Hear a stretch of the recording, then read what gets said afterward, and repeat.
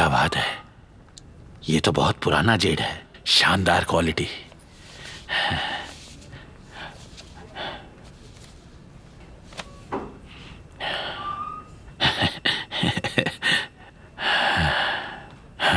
Old son, जानता हूं वो खानदान की नैया वूजी की पीढ़ी तक अब आ ही चुकी है।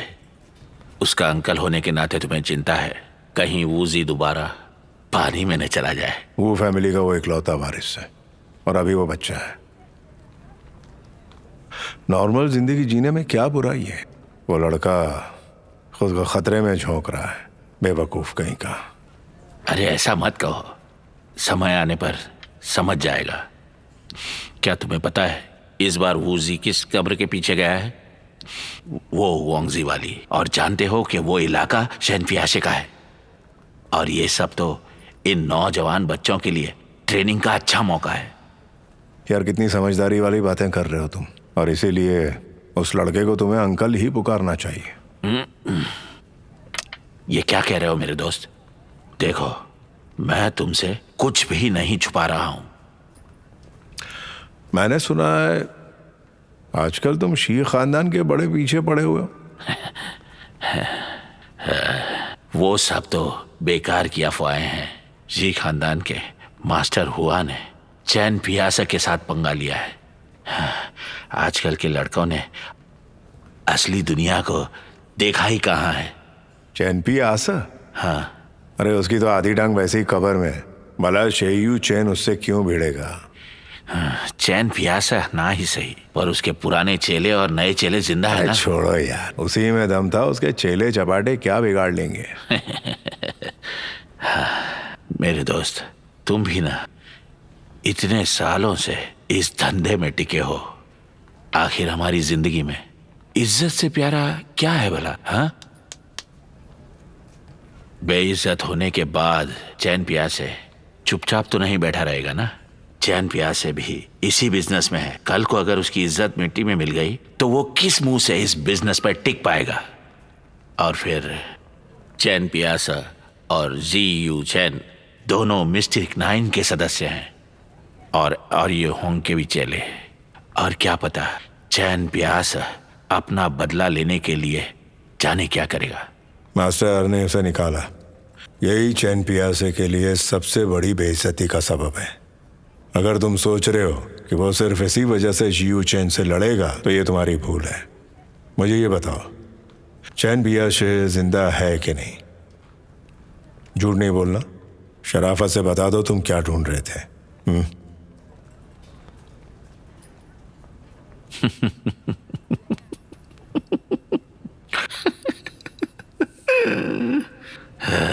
सच बताऊं मेरे दोस्त, तुमसे कुछ भी छुपा नहीं रहता है ना।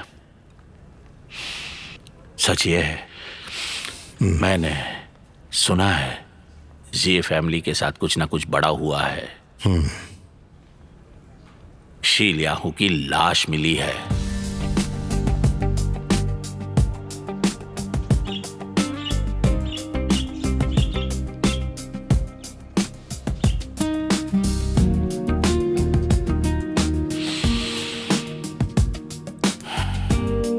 लेकिन ये कैसे हो सकता है? मैंने भी बस इस बारे में सुना ही है, पक्का नहीं कह सकता कि सच है या नहीं। ऐसा भी सुना है कि शी चैन अपने सौतेले पिता का फ्यूनरल करना चाहता है और उसे ऑफर करना चाहता है स्नेक आईब्रो कॉपर फिश। लेकिन ये सब सुनने के बाद ऐसा लगता है कि वाकई में सब सच है।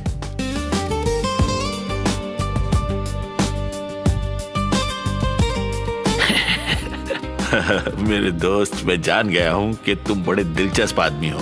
अपने खुद के भतीजे वूशे के लिए कोई फिक्र नहीं है तुम्हें, पर ये शी खानदान के लिए तुम्हारे दिल में इतनी चिंता क्यों है? उसे मुझे कोई मतलब नहीं है। मतलब है स्नेक आईब्रो कॉपर फिश से।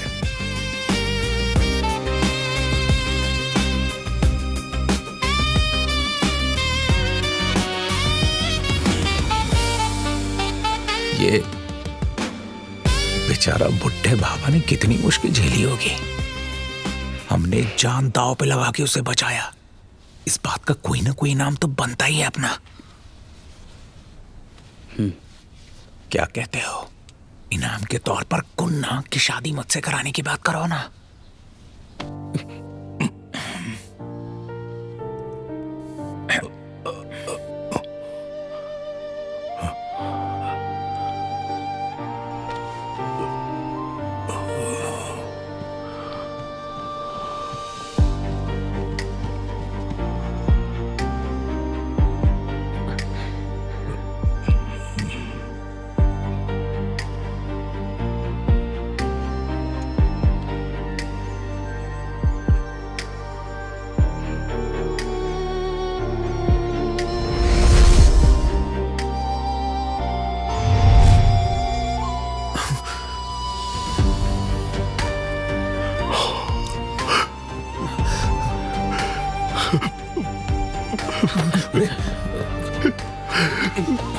इतने साल हो गए, आप अभी भी वैसे के वैसे ही है। बाबा खड़े हो जाइए। मेरे सरदार, आप तो बिल्कुल नहीं बदले। बाबा ये हम सबका दोस्त है, आपका सरदार नहीं है। आपको शायद गलतफहमी हुई है बाबा। कोई गलत फहमी नहीं हुई मुझे। इतने सालों में हम जरा भी नहीं बदले हैं। यह असंभव है। बैठिए बैठिए। माफ कीजिए, असल में आपके दोस्त बिल्कुल मेरे पुराने सरदार जैसे लगते हैं। मैं 40 साल से अंडरग्राउंड पैलेस में फंसा हुआ था। दिन की रोशनी नहीं देखी मैंने। ऐसे में कोई भी पागल हो जाता। मुझे नहीं पता आप लोग कौन हैं, क्या है। मुझे ये भी नहीं पता आप वहां नीचे क्यों थे। इसीलिए मैंने आपको रोकने के लिए वो सब कुछ किया था, ताकि आप दोबारा उस जगह पर ना जाएं। समय की शुरुआत से ही वो जगह दुर्भाग्यपूर्ण रही है।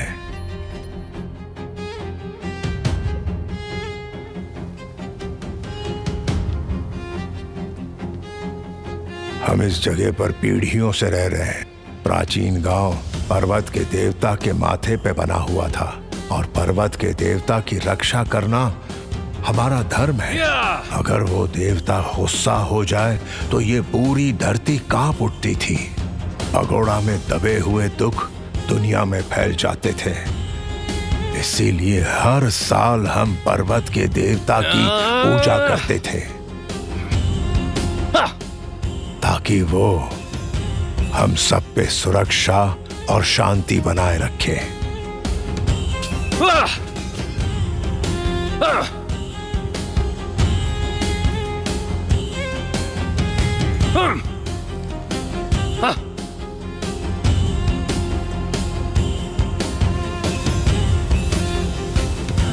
वो देखो क्या है? हम कहाँ से आ गया? वो क्या हो रहा है वहाँ पर? कहा जाता है उस पगोड़ा में एक राक्षस रहता है। अगर पगोड़ा गिरा तो चारों ओर विनाश ही विनाश होगा।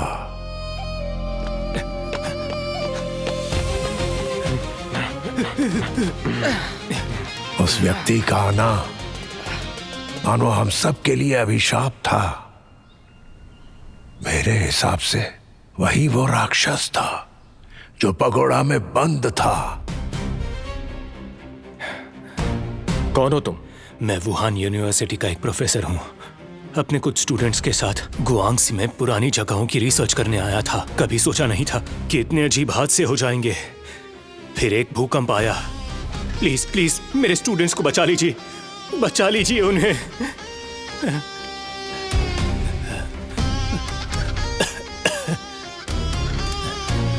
क्या सच में तुम्हारे स्टूडेंट्स यहीं से नीचे गिरे थे? हाँ। सब लोग फैल जाओ और उन्हें ढूंढना शुरू करो। चलो।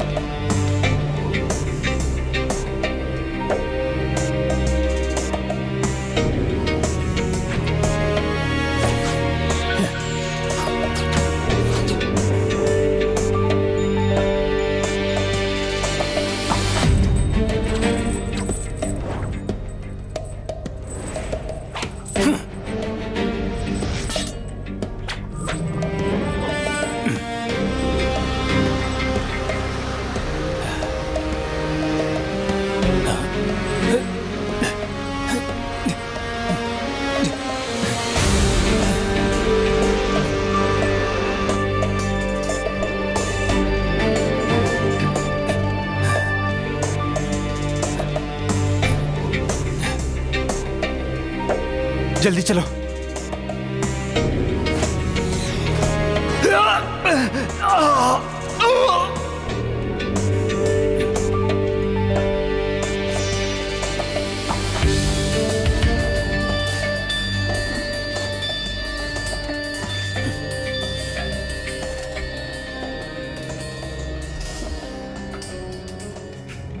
सच तो यह है कि यहाँ कोई नहीं गिरा है।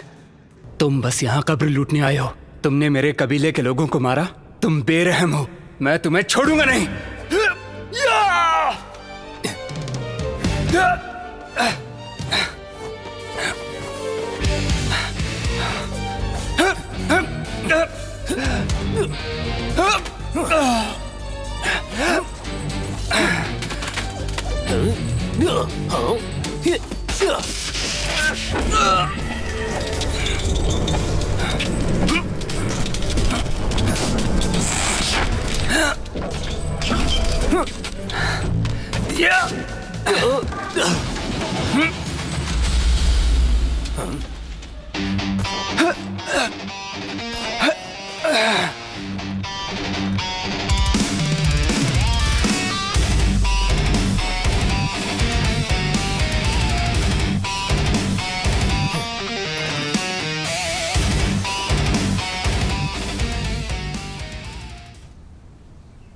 अरे एक सेकेंड, पर चेन पियासी तो जब ये टूम लूटने आया था तो अंधा हो गया था ना? मेरे दादाजी ने मुझे इसके बारे में बताया था।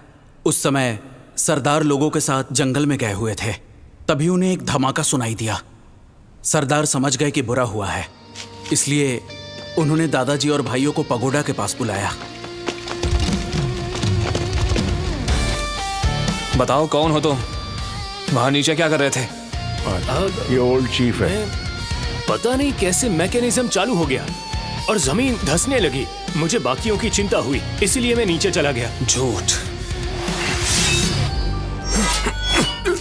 कबीले के नियम के अनुसार गद्दारी की एक ही सजा थी, आंखें निकालना। सरदार ने खुद ये सजा दी। एक ही झटके में उनकी आंखें चली गई। बाबा श्याम, क्या आप बता सकते हैं कि आखिर इस टॉम में कौन सा राज छुपा हुआ है? जो राज नीचे दफन है उसे जमीन के नीचे ही दफन रहने दो। ज्यादा लालच के लिए अपनी जान खतरे में डालना बेवकूफी होगी। दोस्तों, बाबा अभी पूरी तरीके से ठीक नहीं हुए हैं। उन्हें आराम करने दें। ठीक है ठीक है ठीक है ठीक है।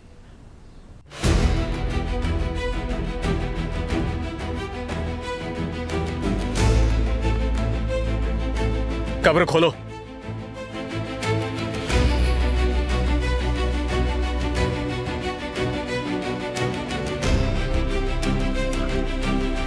उसका गोद लिया बेटा जी लिया हुआ।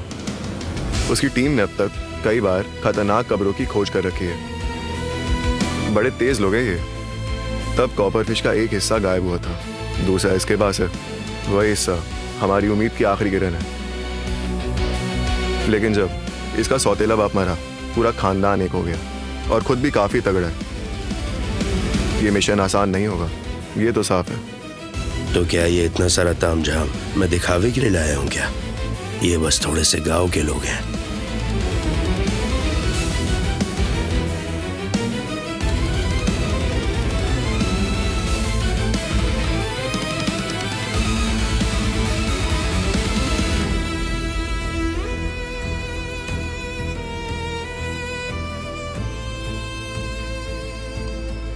मास्टर हुआ, हम ये क्यों कर रहे हैं?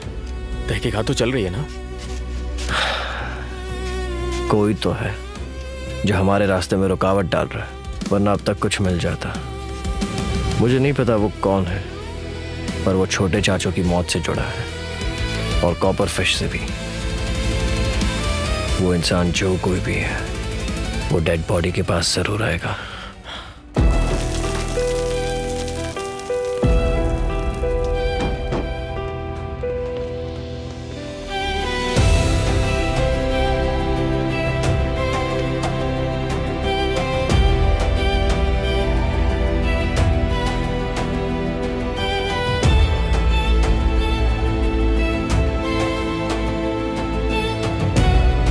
बंद करो और भर दो।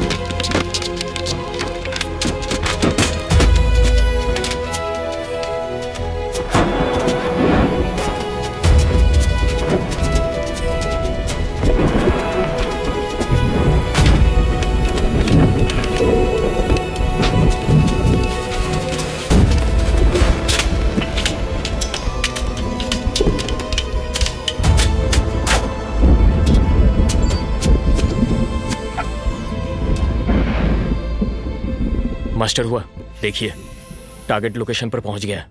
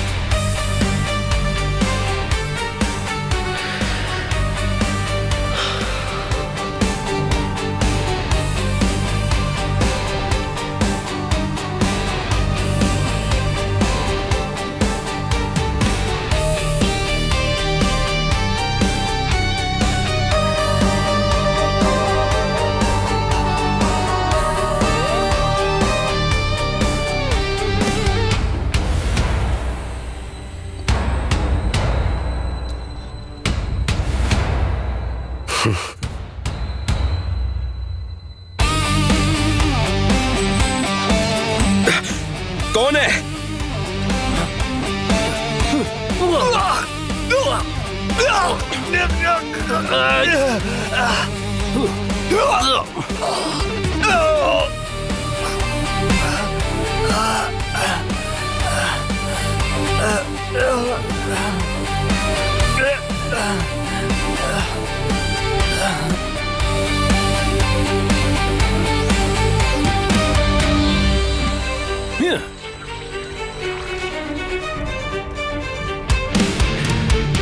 अभी भी वही फुर्ती है।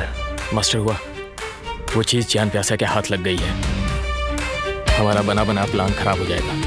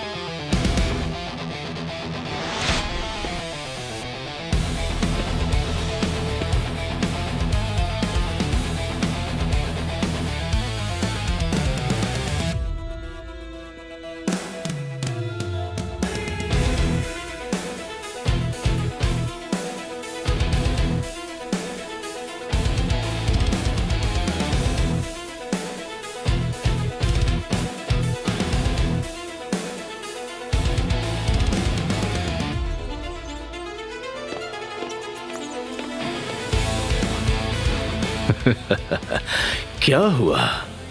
उस जी लड़के ने शक्ल बिगाड़ दी क्या? तुम काफी तेज हो, मुझे भी ये बात अच्छे से पता है कि मेरा मिशन चाइना में कोई राज नहीं है। सबको इसके बारे में पता है और कंपनी का मकसद तो तुम बहुत अच्छे से जानते हो। जैसन, देखो तुम नए हो, तुम चाइनीज संस्कृति और एशियन टॉम एक्सप्लोरिंग को नहीं समझते। हम लोकल लोगों को नजरअंदाज नहीं कर सकते। कई पीढ़ियों से लोगों ने अपनी जान देकर इस अनुभव को हासिल किया है।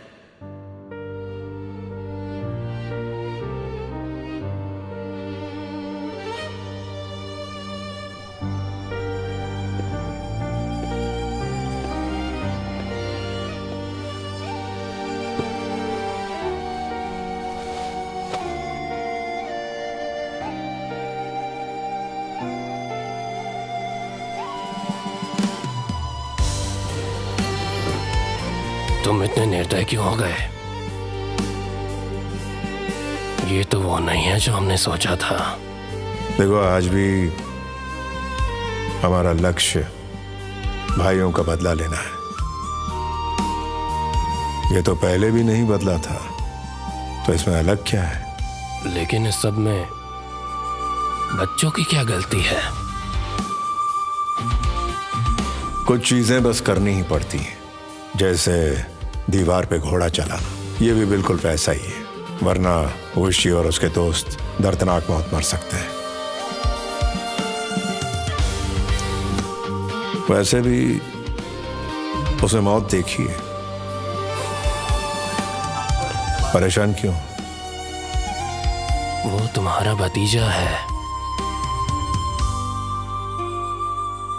वो तो है ही। इस बात से मैंने कहा इनकार किया। क्या तुम सच में उसी को आग के दरिया में कुत्ते देख सकते हो? हाँ, शायद इसी को भूल गए।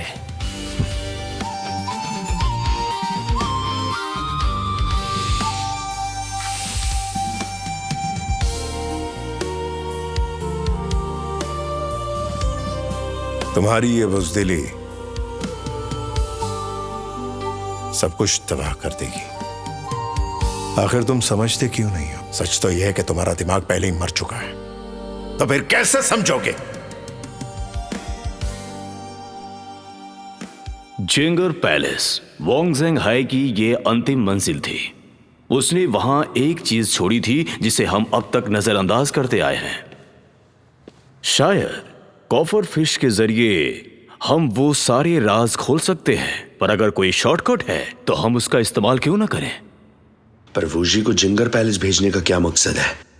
वो होशियार है और हमेशा उसके साथ किस्मत भी होती है। अगर वो जिंजर पैलेस में पहुंच गया तो उस कॉपर फिश वाले आदमी के छोड़े हुए आर्टिफैक्ट को वो उसे जरूर ढूंढ लेगा, जो मैंने इतने सालों में उसे ढूंढ नहीं पाया। वो क्या है? तुम अब वो इंसान बिल्कुल नहीं रहे। जब से हम सीबेट तुमसे लौटे हैं, तुम बदल चुके हो। हमारा लक्ष्य है इंतकाम लेना, और ये लक्ष्य हमेशा वही रहेगा, हमेशा हमेशा के लिए। इधर देखो, खड़े हो जाओ।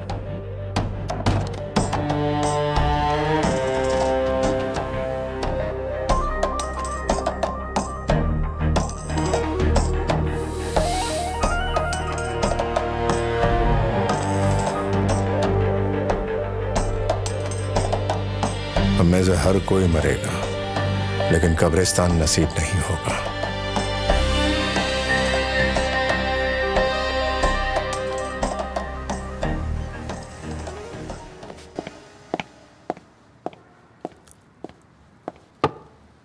क्या हेनरी कॉक्स हर रात इतनी जल्दी सोता है? पता है, मेरा अंदाजा सही है। माफ कीजिए। बाहर से देखने में शायद तुम्हें कुछ पता ना चले, पर वो तुमसे कुछ ना कुछ तो जरूर छुपा रहा है। क्या मतलब? देखो, मैं तुम दोनों में कोई अनबन नहीं करवाना चाहता, और ना ही तुम्हारी नजरों में हेनरी की बेइज्जती करना चाहता हूं। पर जो सच है वो सच है, और वो तुम्हारे लिए जानना जरूरी है। थर्ड मास्टर वू, अपने पार्टनर के पीठ पीछे उसकी बुराई करना आप जैसे समझदार इंसान को शोभा नहीं देता। सही कहा, बिल्कुल सही कहा। इसीलिए ना मुझे तुम बहुत अच्छी लगती हो। प्यारी बच्ची हो। बच्ची, जीना मुश्किल है और सही तरीके से जीना उससे भी मुश्किल। इसीलिए एक बात हमेशा याद रखना, इस दुनिया में सबसे मुश्किल चीज क्या है? इंसान का दिल। मैं तुमसे बस इतना ही कहना चाहता हूं। और एक बात, मिस्टी विलेज में मिली उस लाश का क्या किया? ना तो उसने कंपनी को रिपोर्ट दिया और उल्टा पूरी जिम्मेदारी मेरे ऊपर डाल दी। तुम बड़ी महत्वाकांक्षी हो। क्या है ना, अभी सब कुछ शांत है, पर कभी आपके पास इस सब का कोई सबूत नहीं है, इसीलिए चुप हो जाइए। मिस्टर हेनरी को लाती हूँ। वाह, हेनरी कॉक्स ने बड़ी समझदार बच्ची पाली है। भाई मानना पड़ेगा।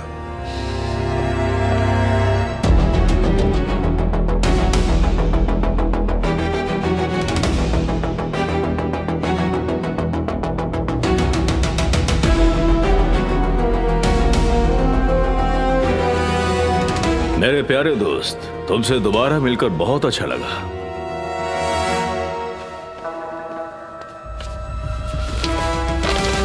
जहां तक मुझे लगता है तुम ये ढूंढ रहे थे।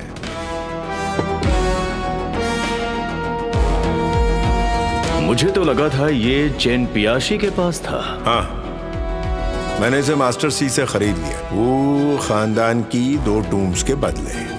वैसे तुम्हें बता दूं, मुझे इस चीज की कोई जरूरत नहीं है। लेकिन जेसन को जरूरत है, कम से कम उसी से बात करवा दो। जेसन को यहां बुला कर लाओ।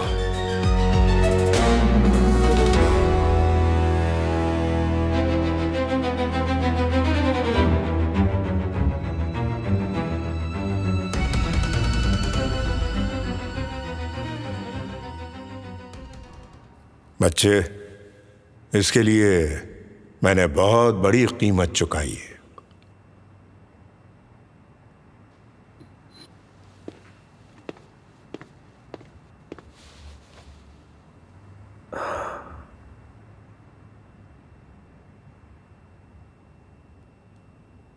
कैसे मानूं कि ये सच में असली है? ये प्राचीन ज्ञान का स्रोत है, इसलिए बता दूं कि एक बार खुल गया तो ये वापस नहीं होगा। मैंने कभी नहीं सोचा था कि थर्ड मास्टर वू मेरे से बिजनेस करेंगे। मुझे अपनी कीमत बताओ। वॉरिंग स्टेट्स की सिल्क मैन्युस्क्रिप्ट। पर मैं जानता हूं कि उसके असली मालिक मिस्टर हेनरी कॉक्स हैं। मैं उनके लिए बात नहीं कर सकता। कर सकते हो। मिस्टर हेनरी कॉक्स के साथ इतना अरसा काम करने के बाद भी आप कुछ चीजें बिल्कुल भूल नहीं पाए। बच्चे, मेरे बारे में पता कर लेना। मेरा काम बड़ा सीधा साधा होता है, जितना सीधा उतना अच्छा। और एक बात, चाहे काम तुम्हारे साथ हो या उसके साथ, मैं मुनाफा देखता हूं और कुछ नहीं। मिस्टर हेनरी कई सालों से वॉरिंग स्टेट्स का सिल्क मैन्युस्क्रिप्ट पढ़ रहे हैं और जो फोटोज उन्होंने स्कैन किए हैं वो दरअसल मुझे असली चाहिए।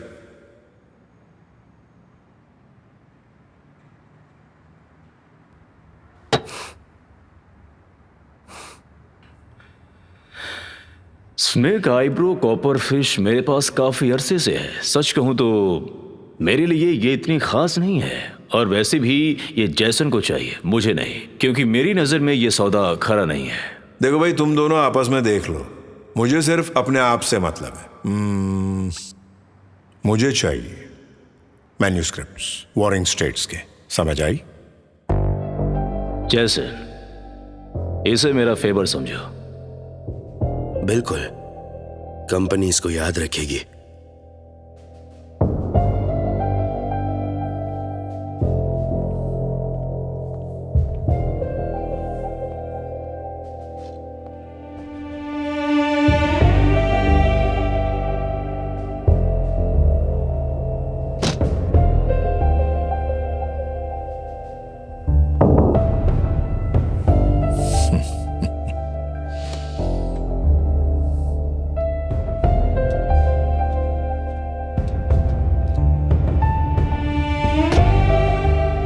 वो सैंगजिंग, तुम्हें सिल्क हसलिपि मिल गई।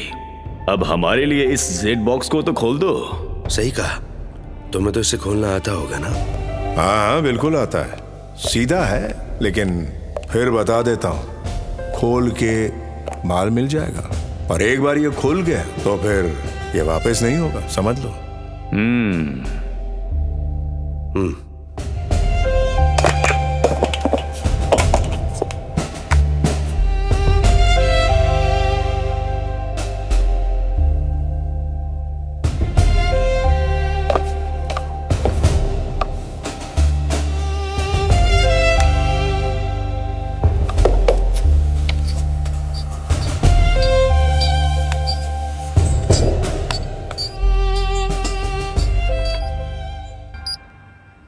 लोकेटर? क्या शियू ने बॉक्स के अंदर लोकेटर रखा था?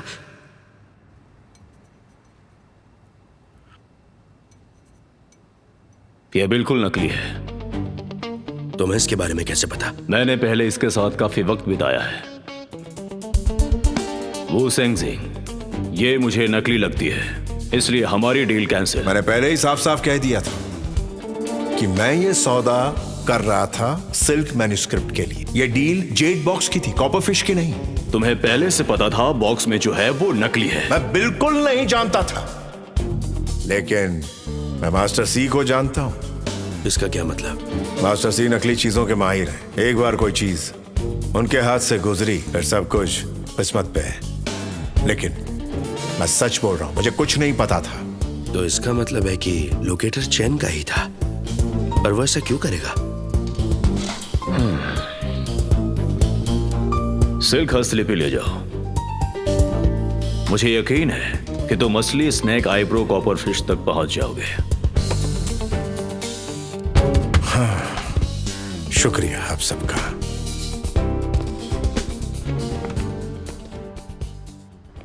तुमने सिल्क बुक क्यों दी? मिस्टर जैसन, तुम्हें घबराने की जरूरत नहीं है। मुझे पूरा भरोसा है कि वूजी वू सेंगजिंग को एक ऐसी चीज देगा जो आसमानी महल के नक्शे से ज्यादा कीमती है।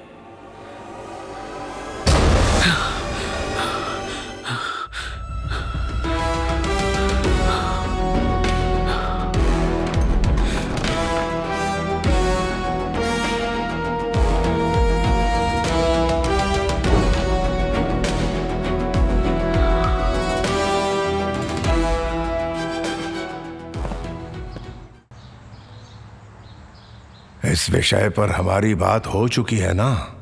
मैं नहीं चाहता कि तुम वहां जाओ, बहुत खतरनाक जगह है। चाहे वहां पर कितना भी खतरा हो, अच्छा बुरा या बहुत बुरा, मुझे वहां पर जाना ही होगा, चाहे कुछ भी हो जाए। मैं अपने बड़े चाचू को अपनी आंखों से देखना चाहता हूं, यही मेरी सबसे बड़ी इच्छा है। लेकिन मैं उस ब्लैक क्रिस्टल केव की पूरी कहानी तुम्हें यहां पर नहीं बता सकता हूं। उस वक्त वो धमाका अचानक हुआ। मेरा बलिदान स्केप्टर भूकंप से बनी एक दरार में गिर गया। जब मैं उस दरार में उतर गया, पूरी तरह नीचे पहुंचा, तो लगा कि मैं किसी और ही दुनिया में हूं। ब्लैक क्रिस्टल केव काले काले पत्थरों से भरा हुआ था। ये देखकर मैं हैरान परेशान हो गया। मैं चक्कर पे चक्कर लगाता रहा स्केप्टर को ढूंढने के लिए। तब एक जगह स्केप्टर मुझे साफ नजर आया और उस स्केप्टर तक मैं पहुंच नहीं पा रहा था। जब मैं दाएं देखता तो स्केप्टर वहां नजर आता। जब मैं बाएं ओर देखता तो वहां भी मुझे स्केप्टर नजर आता। पता नहीं, शायद मुझे भ्रम हो रहा था। मुझे समझ ही नहीं आया कितना वक्त हो गया। वहां से निकलते वक्त मुझे समझ में आया कि राज क्या है।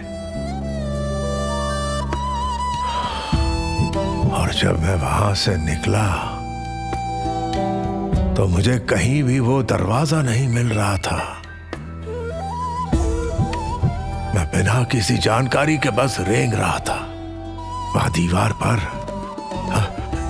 मेरे चेहरे का प्रतिबिंब नजर आ रहा था।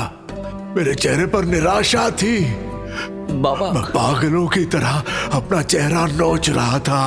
मैं अपने बालों को खींचने लगा। मेरे बाल मेरी आंखों के सामने थे और मुझे कुछ भी दिख नहीं रहा था। मैं बस रेंगता रहा, एक सांप की तरह रेंगता रहा मैं। और जो सबसे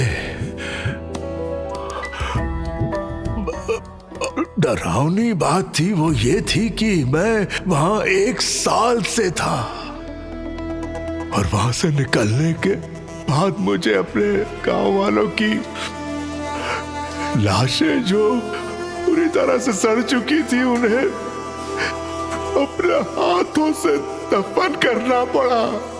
बाबा, आपने जो कुछ भी कहा मैं समझ गया। फिर भी मुझे जाना होगा, चाहे कुछ भी हो जाए।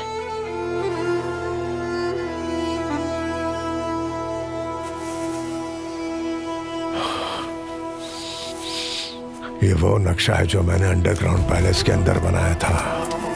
देख लो, पैलेस में काफी ऊर्जा और अनजाने खतरे दफन हैं। बाबा, तुम्हें सावधान रहना होगा बेटा।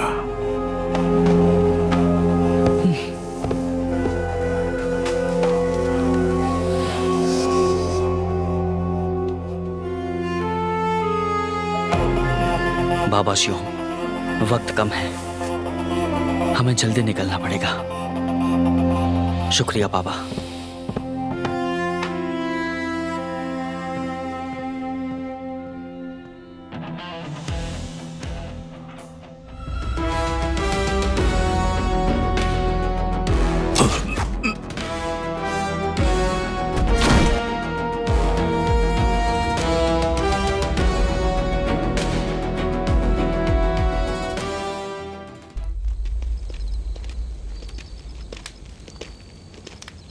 हमें आधी रात को ही क्यों निकलना है? कल सुबह कुन्ना ने अगर मुझे नहीं देखा तो परेशान हो जाएगी ना। हाँ तो जाकर गुड बाय बोल कर आओ, हम निकलते हैं। नहीं, मुझे तुम्हारे साथ जाना होगा। बाबा ने कहा था कि खतरा रहेगा। उसको तो मैं बाद में समझा दूंगा।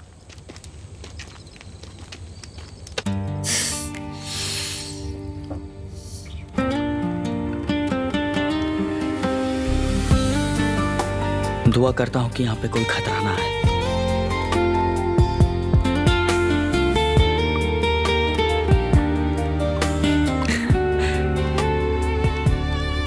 चलो।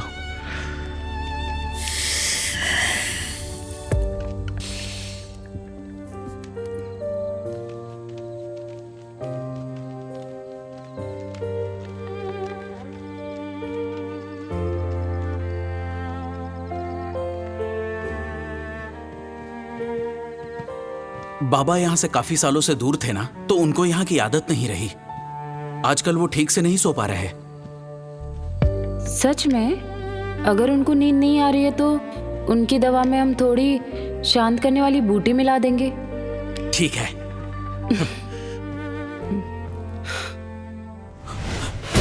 बाबा,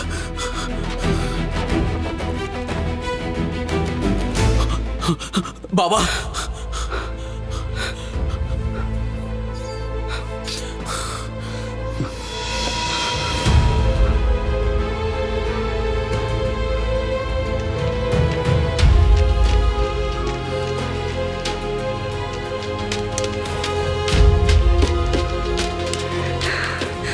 यहाँ पर कितनी गर्मी है।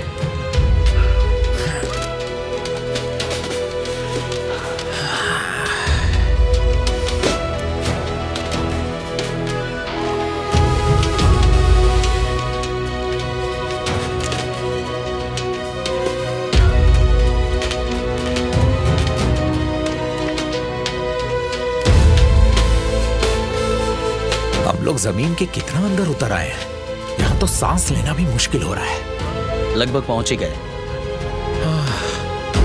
शुक्र है यार।